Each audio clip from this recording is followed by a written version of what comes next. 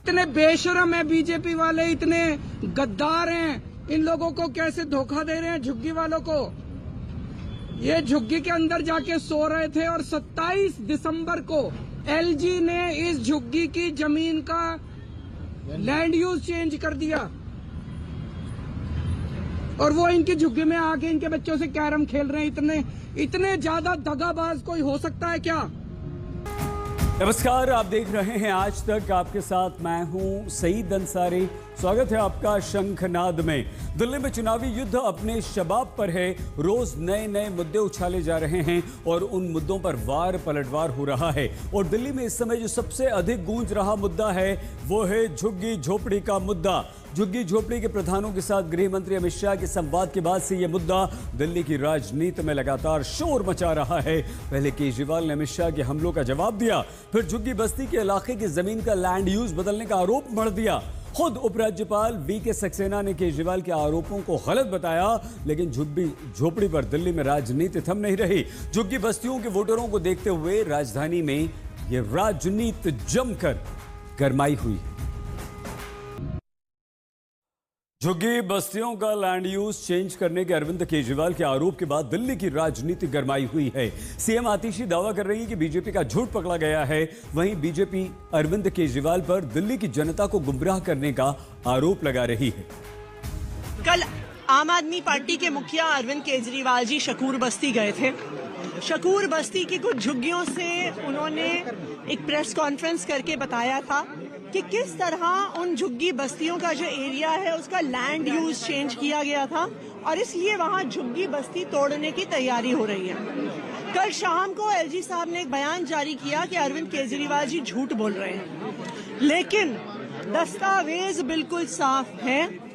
DDA की meeting हुई, land use change हुआ, तो बिल्कुल साफ है कि भारतीय जनता पार्टी का झूठ पकड़ा गया है। बार बार टेलीविजन पर आकर झूठ बोल देना कि भारतीय जनता पार्टी सारी बस्तियों को उजाड़ देगी और इन लोगों को डरा देना, जो प्रधानमंत्री सारे गरीबों को मकान दे रहे हैं, मकान की चाबी दे रहे हैं, और खाली दिल्ली में नहीं, देश में करोड़ों गरीबों को मकान की चाबी दी है, पक्का मकान दिया है। दिल्ली के चुनावी संग्राम में सीएजी की रिपोर्ट पर भी जबरदस्त युद्ध छिड़ गया। पहले दिल्ली हाईकोर्ट ने सीएजी की रिपोर्ट पर विधानसभा में चर्चा में देरी को लेकर आम आदमी पार्टी की सरकार को जमकर फटकार लगाई। फिर बीजेपी इसी मुद्दे को लेकर दिल्ली सरकार पर हमलावर हो गई। बीजेपी ने आरोप लगाया कि दिल्ली सरकार शराब घोटाले पर सीएजी की रिपोर्ट विधानसभा में रखने से अपने कदम खींच रही है और अब इस मुद्दे पर दिल्ली में राजनीतिक तनातनी है। इससे यह साफ हो जाता है कि ये एनार्किस्ट तो है ही, यह आपदा तो थी ही। आर्थिक आपदा भी है, राजनीतिक आपदा भी है, विकास की आपदा के साथ साथ अब आम आदमी पार्टी की सरकार में संवैधानिक आपदा भी है। दिल्ली के रिठाला से आम आदमी पार्टी के विधायक महेंद्र गोयल से दिल्ली पुलिस ने आज पूछताछ की। यह पूछताछ अवैध बांग्लादेशियों के सिंडिकेट से जुड़ी है। दिल्ली पुलिस के अनुसार अवैध बांग्लादेशियों के डॉक्यूमेंट में विधायक के हस्ताक्षर मोहर लगी और इसी को लेकर आप विधायक से पूछताछ होनी थी। इस पूछताछ पर विधायक महेंद्र गोयल ने कहा कि ये सब चुनावी स्टंट हैं। घुसपैठ के मुद्दे पर बीजेपी आम आदमी पार्टी पर हमलावर है। वहीं आम आदमी पार्टी दिल्ली चुनाव में फर्जी वोटों का मुद्दा जोर शोर से उठा रही है। एक बार फिर से अरविंद केजरीवाल की अगुवाई में आम आदमी पार्टी के नेता चुनाव आयोग के दफ्तर पहुंचे और फर्जी वोटरों का आरोप लगाते हुए चुनाव आयोग से बीजेपी की शिकायत की। हमने चुनाव आयोग को बताया कि किस तरह से नई दिल्ली विधानसभा में बीजेपी के एमपीज के यहाँ एक एमपी के यहाँ 30-30, 40-40 वोट बनने के लिए पिछले 15-20 दिन में एप्लीकेशंस डाली गई हैं। तो उन्होंने पूरा आश्वासन दिया है कि किसी भी हालत में कोई भी एक भी गलत वोट बनने नहीं दिया जाएगा और इसकी एक वोट की बहुत डीप इंक्वायरी करके ही कोई भी एक्शन लिया जाएगा। दिल्ली के बटबड़गंज से आम आदमी पार्टी के उम्मीदवार अवध ओझा ने नॉमिनेशन पर उस समय उनके संकट गहरा गया जब यह पता चला कि अवध ओझा का वोटर आईडी कार्ड तो दिल्ली का नहीं है बल्कि वो ग्रेटर नोएडा का है। आम आदमी पार्टी के संयोजक अरविंद केजरीवाल और दिल्ली के मुख्यमंत्री आतिशी समेत बड़े नेताओं ने इस विषय पर आज चुनाव आयोग से मुलाकात की और मिलने के बाद अरविंद केजरीवाल ने यह बताया कि चुनाव आयोग ने अवध ओझा का वोटर आईडी कार्ड दिल्ली बनाने का आदेश दे दिया है और अब अवध ओझा के नॉमिनेशन में कोई परेशानी नहीं आई। अच्छी खबर यह है कि चुनाव आयोग ने अवध ओझा जी के नॉमिनेशन नाम वोटर को शिफ्ट करने के आदेश दे दिए हैं और उनका वोट बन जाएगा दिल्ली में और वो अपना नॉमिनेशन फाइल कर पाएंगे। दिल्ली में चुनावी तिथि नजदीक आने के साथ साथ जाति वाली लड़ाई भी अब काफी तेज हो गई। पहले आम आदमी पार्टी के संयोजक अरविंद केजरीवाल ने दिल्ली में जाट आरक्षण का मुद्दा उठाया और केंद्र पर वादा खिलाफी का आरोप मढ़ दिया। अब अरविंद केजरीवाल जाट बिरादरी के नेताओं से मिले। जाट नेताओं से मिलने के बाद अरविंद केजरीवाल ने सोशल मीडिया पर पोस्ट किया और आरोप लगाया कि जाट समाज को बीजेपी ने 10 वर्षों तक ठगा है। उधर बीजेपी की ओर से दावा हो रहा है कि पूरा का पूरा जाट समाज तो हमारे साथ है, यानी कि बीजेपी के साथ। भारतीय जनता पार्टी वाले मेरे को खूब गालियां देते रहते हैं। मेरे उनसे निवेदन है कि गालियां को तो देते रहो, मुझे कोई दिक्कत नहीं, आप खूब गालियां दो, बस इसका जवाब दे दो कि जाट समाज का जो दिल्ली की ओबीसी लिस्ट में है उसको केंद्र की ओबीसी लिस्ट में कब डालोगे। दिल्ली के जाट लीडर, दिल्ली के सारे नेता, दिल्ली के सारे जाट समाज के भाई बहन सभी भारतीय जनता पार्टी के साथ हैं। पूरे दिल्ली देहात ने यह फैसला किया है, इस बार भारतीय जनता पार्टी को मौका देना है। कोई भी रिजर्वेशन की बात हो, कोई भी जमीन की बात हो, कोई भी गांव के विकास की बात हो, केवल भारतीय जनता पार्टी करा सकती है। क्योंकि हमारी पिछली सरकार में जहां पर डॉक्टर साहिब सिंह वर्मा जी मुख्यमंत्री थे, उन्होंने ये काम करके दिखाया था। अरविंद केजरीवाल ने ये बात बिल्कुल ठीक है कि वो बार बार सेंटर के ऊपर में आरोप लगा रहे हैं कि सेंटर लिस्ट में नहीं डाला, जबकि सेंटर लिस्ट में डालने के लिए आपको स्टेट की रिकमेंडेशन चाहिए। अगर आप असेंबली में बिल पास नहीं करेंगे, सेंटर को भेजेंगे नहीं, तो सेंटर उसके ऊपर में कैसे कार्रवाई करेगी। दिल्ली की मुख्यमंत्री आतिशी विधानसभा चुनाव के लिए कल अपना नामांकन दाखिल करेंगी। कालकाजी सीट से चुनाव लड़ रही मुख्यमंत्री आतिशी ने चुनाव लड़ने के लिए जनता से चंदे की अपील की थी। बीजेपी मुख्यमंत्री की इस अपील पर अब लगातार सवाल उठा रही है और इसे आम आदमी पार्टी का एक और नाटक बता रही है। भारतीय जनता पार्टी और कांग्रेस को सत्ता से पैसे बनाने की आदत होगी तो शायद वो ये नहीं समझते कि ईमानदारी से सरकार चलाई जा सकती है और विधायक, मंत्री, मुख्यमंत्री सिर्फ अपनी से तनख्वाह से अपने घर चलाते हैं। इसलिए चुनाव लड़ने के लिए हमें चंदा 5 साल पहले भी चाहिए था, आज भी चाहिए। पहले तो ये खुद ही टोपी पहनते थे, अब ये पूरे दिल्ली की जनता को, देश की जनता को टोपी पहना रहे हैं। इनके पास में बहुत पैसा है। अभी अभी सीएजी की रिपोर्ट आई है, 2026 करोड़ का घोटाला किया, उसमें बहुत बड़ा पैसा इनके पास आया। वहां से पंजाब से बहुत बड़ा जो है अच्छी तादाद में इनके पास में पैसा आ रहा है। तो पैसे की कोई कमी नहीं है, केवल ये यहाँ की दिल्ली की जनता को और ज्यादा लूटना चाह रहे हैं। इंडिया गठबंधन में दरार लगातार बढ़ती जा रही है और बीतते समय के साथ साथ साथी दल कांग्रेस की मुश्किलें बढ़ा रहे हैं।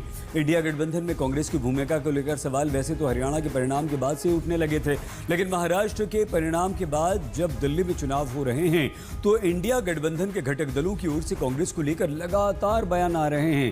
ताजा विवाद महाराष्ट्र में बढ़ता जा रहा है, जहां शिवसेना यूबीडी ने आगे बढ़कर ऐलान कर दिया कि आने वाली local body elections Uddhav Thackeray की पार्टी अकेले लड़ेगी।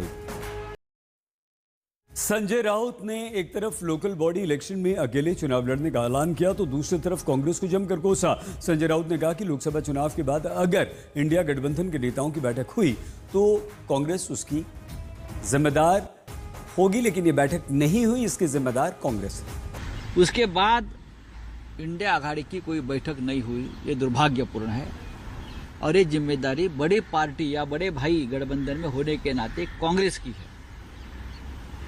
कांग्रेस की जिम्मेदारी हमारी नहीं है, ये कांग्रेस की जिम्मेदारी है।